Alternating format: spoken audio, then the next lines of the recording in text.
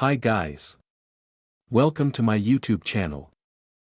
In today's video, I will share the basic steps to set up Eufy Outdoor Security Camera and Homebase station.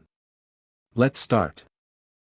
First, you need to select a location for your Eufy Outdoor Security Camera.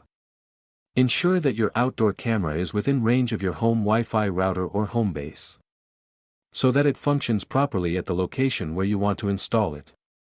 Next, install your security camera. The Eufy Outdoor Security Camera can be installed both indoors and outdoors.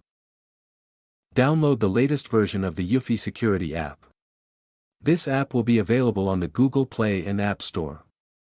Open the app and choose your region. Now, log into your account. If you are using this first time, then create an account. To create a new account, you required an email address.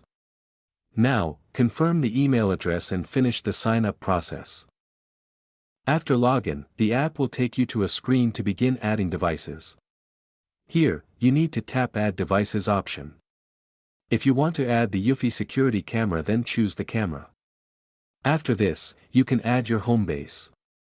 Follow the app instructions on your mobile device's screen to add your Homebase and Eufy Outdoor Security Camera.